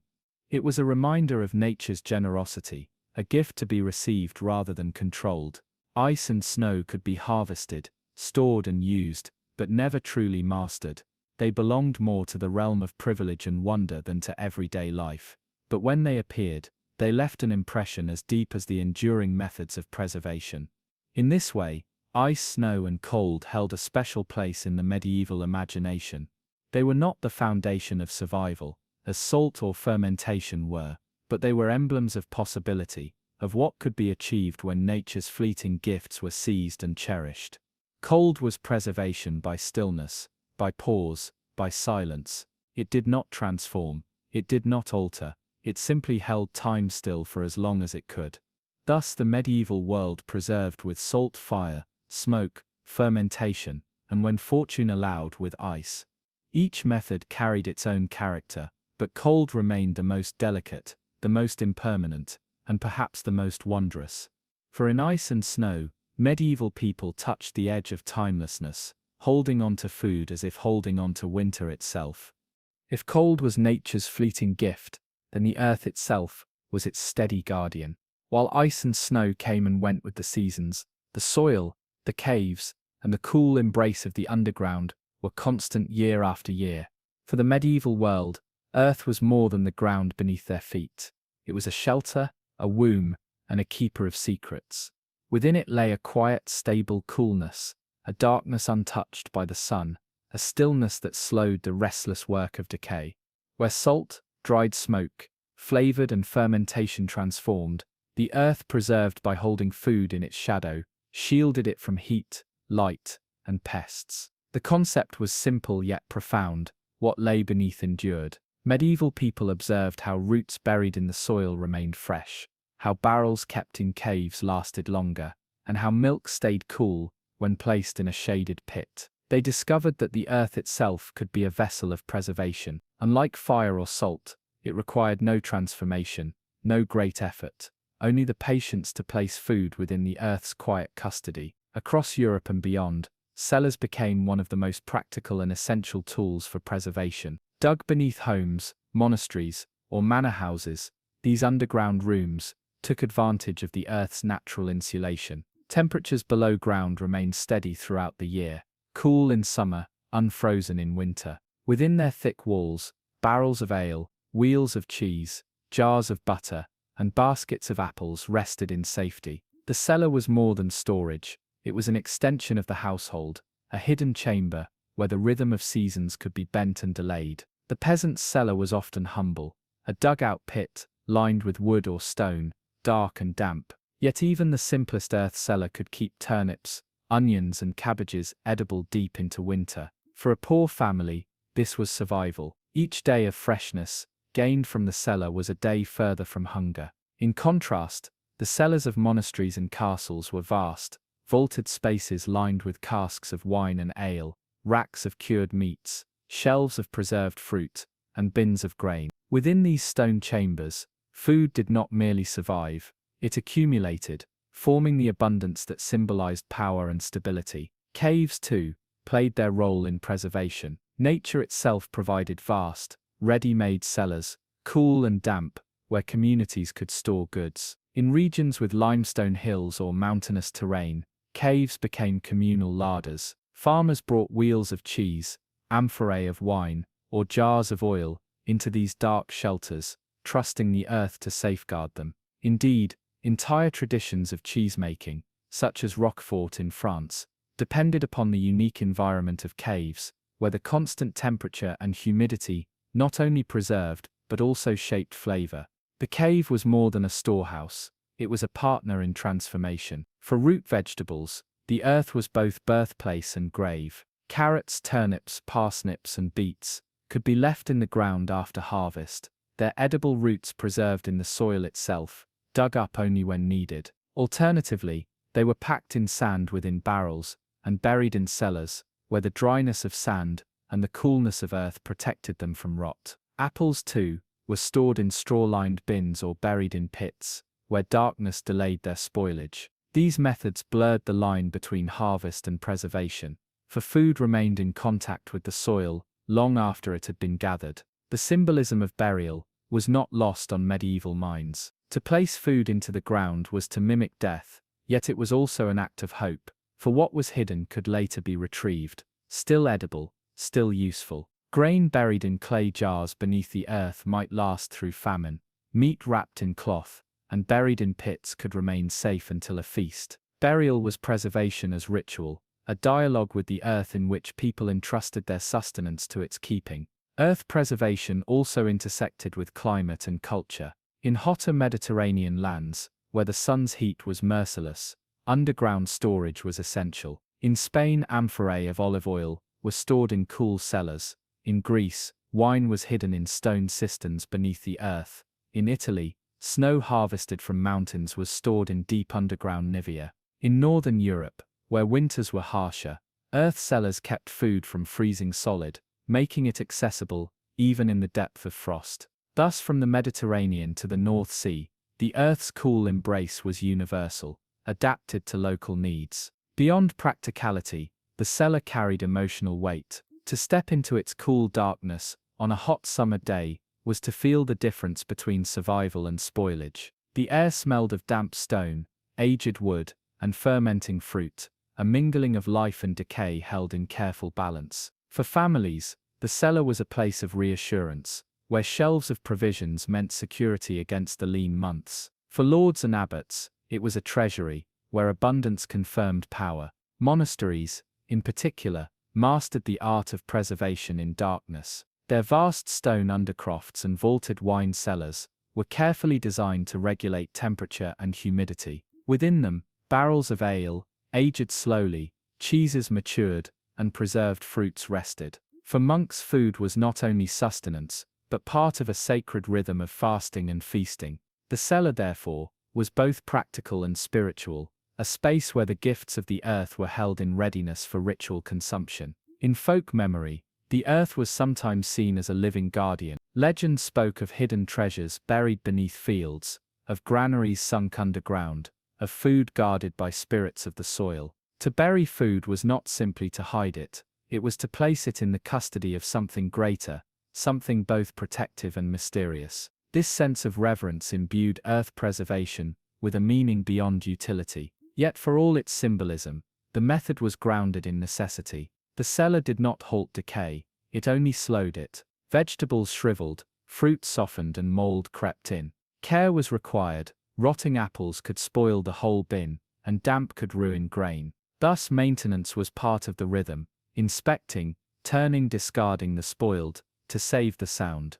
The cellar was no place of eternal preservation, it was a negotiation with time. Still, this slow decay was gentler than the swift spoilage above ground. A basket of onions might last months instead of weeks. A cask of ale could endure a season rather than sour within days. For the medieval household, such extensions were crucial. The cellar was not abundance in itself, but it preserved abundance when it came. It was in essence a time machine, stretching the life of food, buying precious weeks and months against hunger. Trade and commerce also drew upon the preservation of earthen cellars. Wines aged in underground vaults traveled across seas with resilience. Butter stored in cool cellars could be shipped to markets far from its origin. Grain stored in underground silos became part of long-distance trade networks, sustaining armies and cities alike. Preservation in darkness was not merely domestic, it fueled economies and sustained societies. Ultimately, the cellar and the cave embodied a kind of trust. People placed their food into the earth and believed it would be returned to them intact. They relied on the unseen, the hidden, the dark. Unlike the transformations of fire or fermentation, the earth's role was passive, quiet, patient. It did not alter food, it protected it, enfolding it in shadow and silence. Thus in the medieval world, cellars, caves, and earth stood as companions to salt, smoke, fermentation, and ice. They were less dramatic than fire, less wondrous than snow, yet no less vital. They were steady, dependable, and enduring.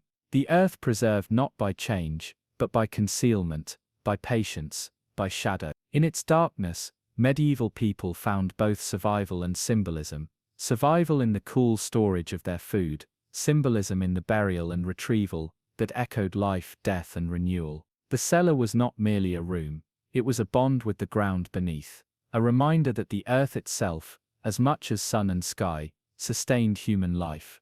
If earth offered coolness and shadow, and salt drew out life through dryness, then acid was another weapon in humanity's long war against decay.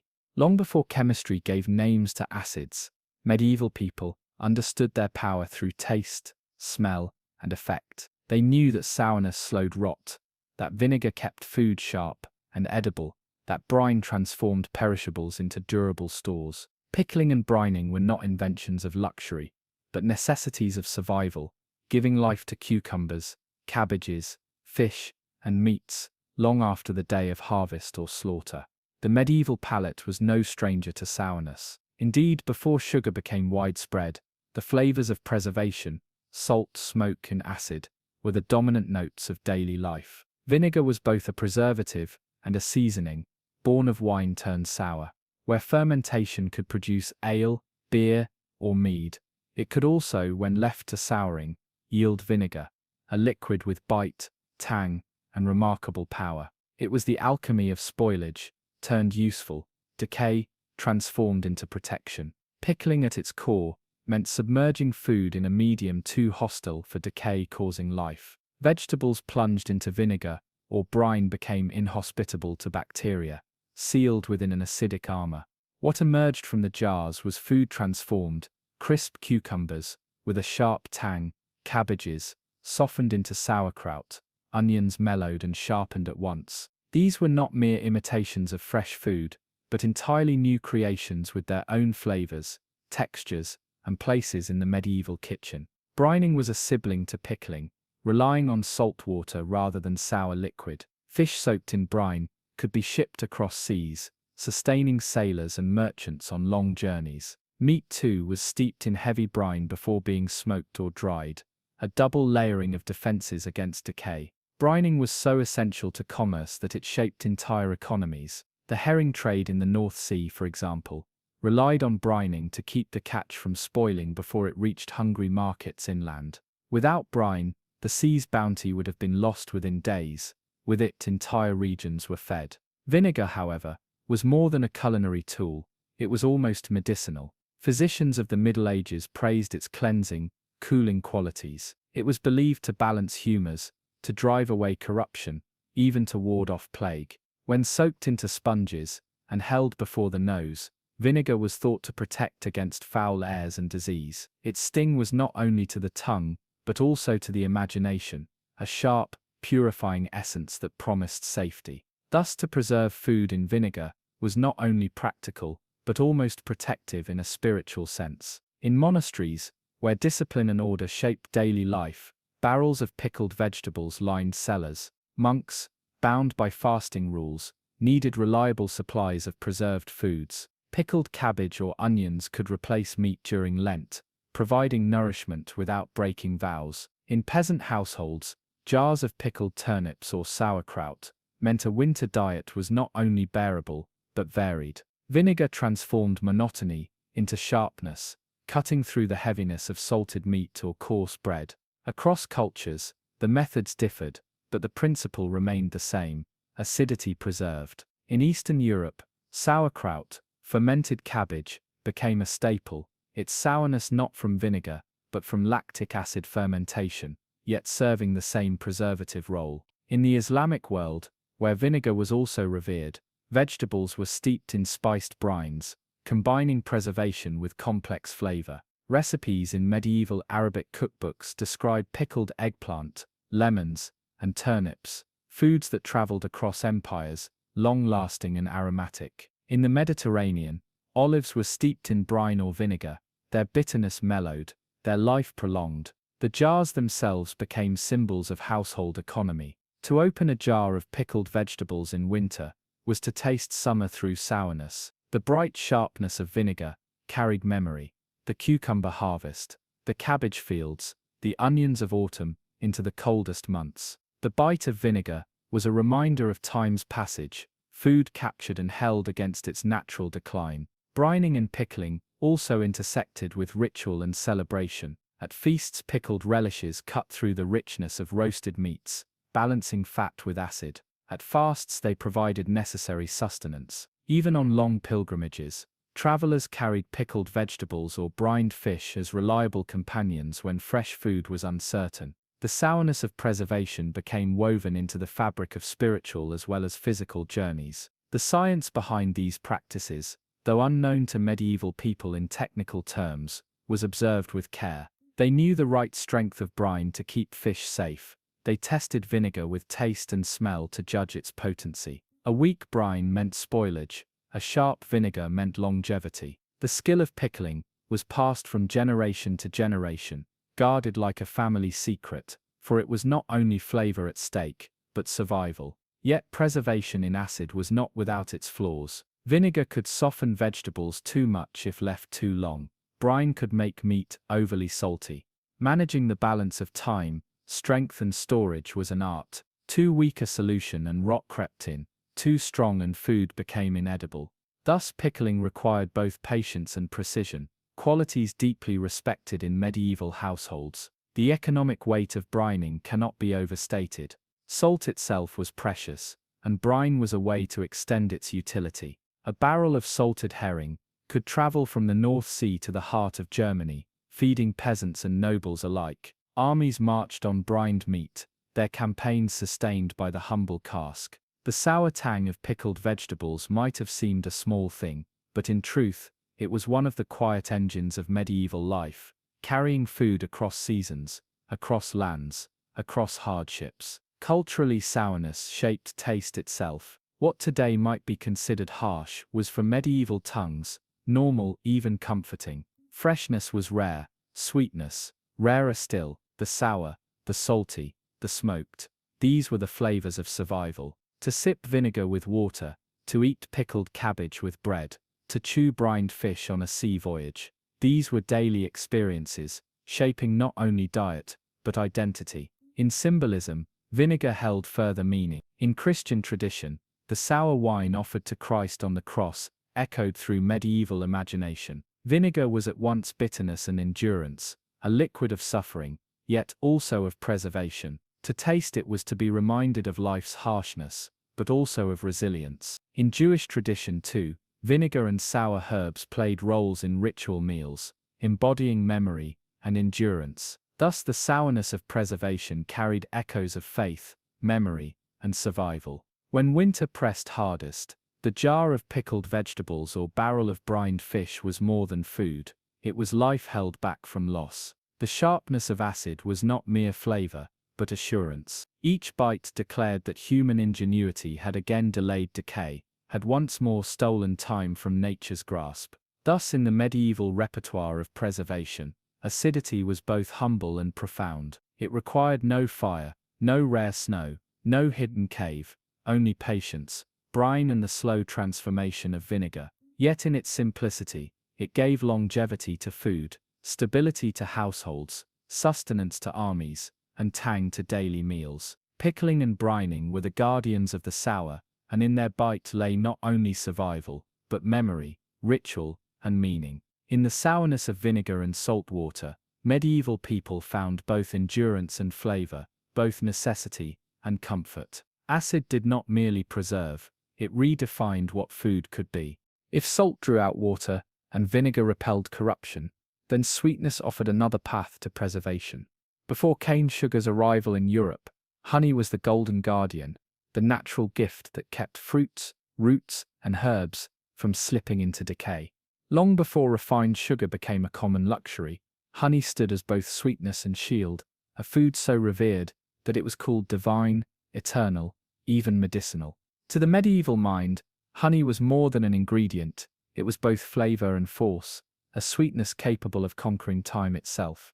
Unlike other foods, honey was almost miraculous in its endurance. Left untouched, it did not spoil. Ancient jars of honey, sealed in tombs, were discovered thousands of years later, still edible, still golden, still sweet.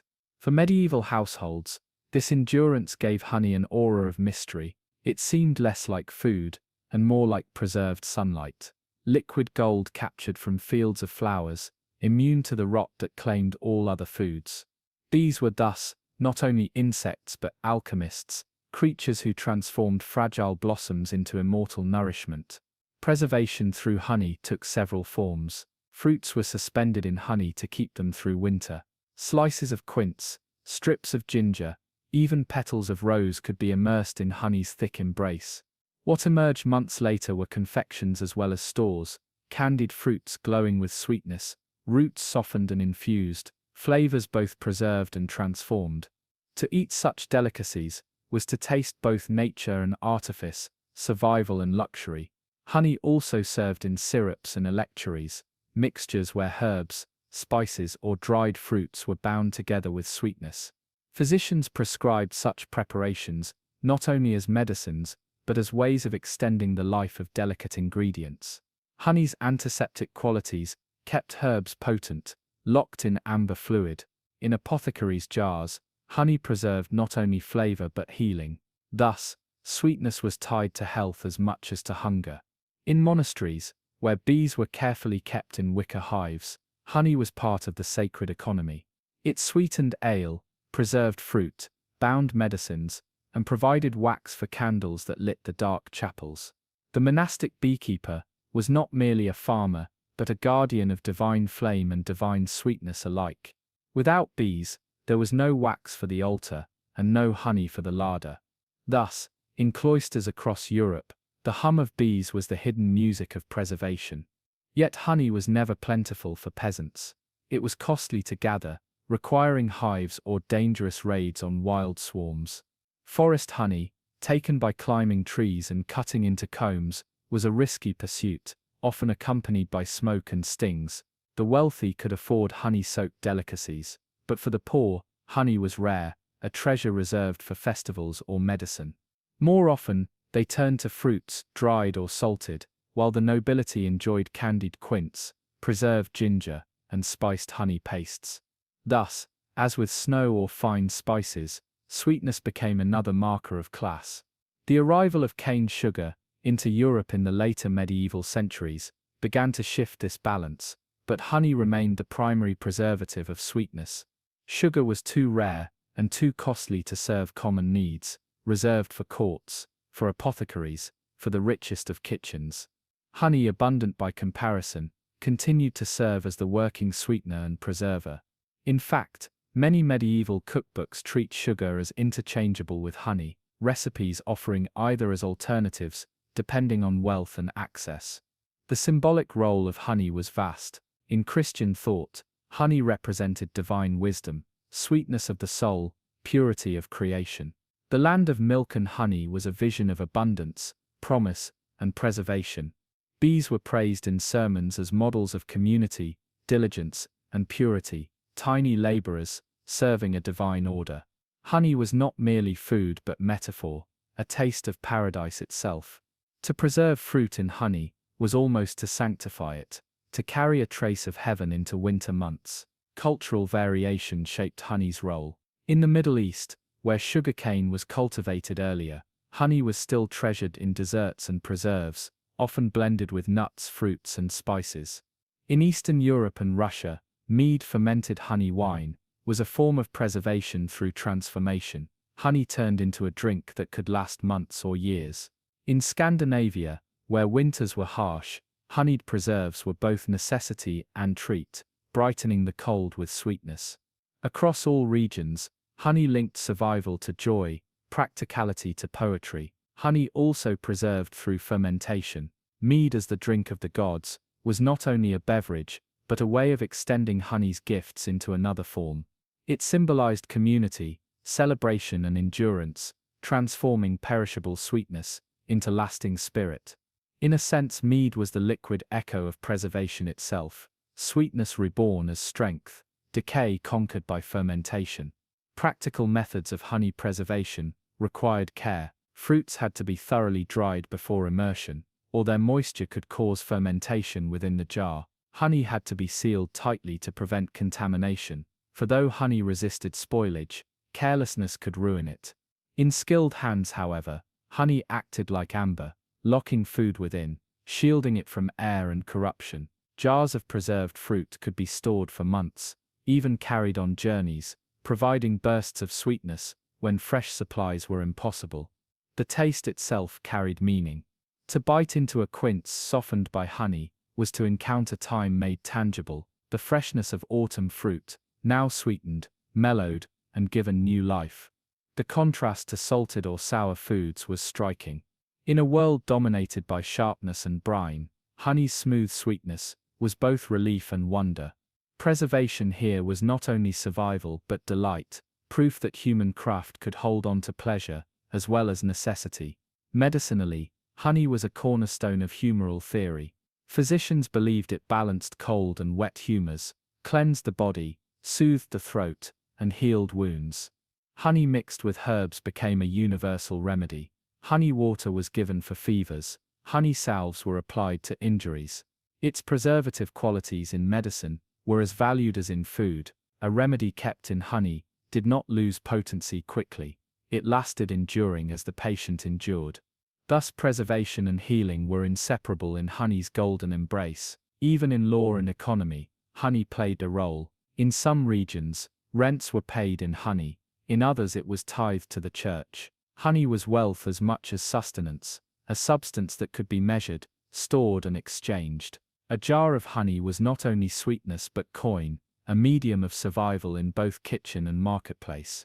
The symbolism of eternity clung to honey. Unlike bread that grew mold or meat that rotted, honey stood firm against time.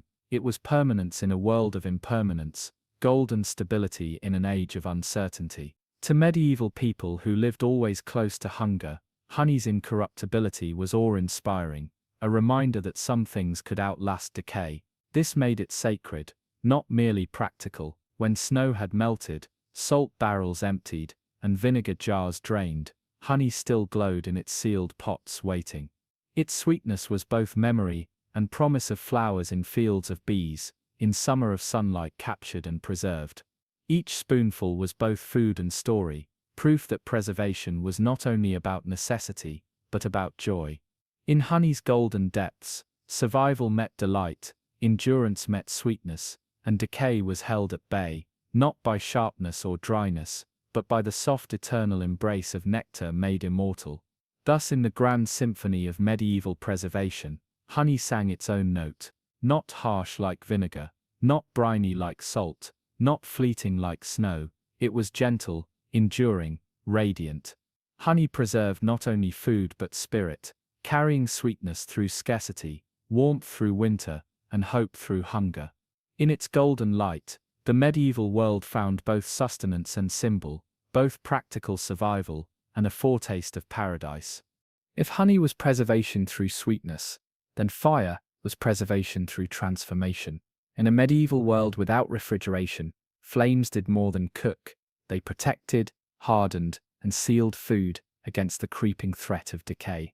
Smoke and embers became guardians of survival, turning fragile flesh into enduring stores. Fire was both destroyer and preserver, consuming one form of life while granting another. To the medieval imagination, fire was sacred as well as practical. It was a gift from God, the spark that separated man from beast, the eternal flame that guarded hearth and home. It was feared for its destructive power, yet revered for its protective strength. In food preservation, fire served as both weapon and ally, burning away moisture and driving out invisible forces of corruption. Through smoking, roasting, and drying, flames gave meat, fish, and even grains a new lifespan, stretching sustenance across seasons. The most widespread method was smoking. Fish pulled from northern seas, pork butchered in autumn, venison from the hunt, all could be suspended above smoldering wood. Slow smoke rising from oak, beech, or applewood enveloped the flesh, darkening its surface, sealing its pores, and infusing it with flavor.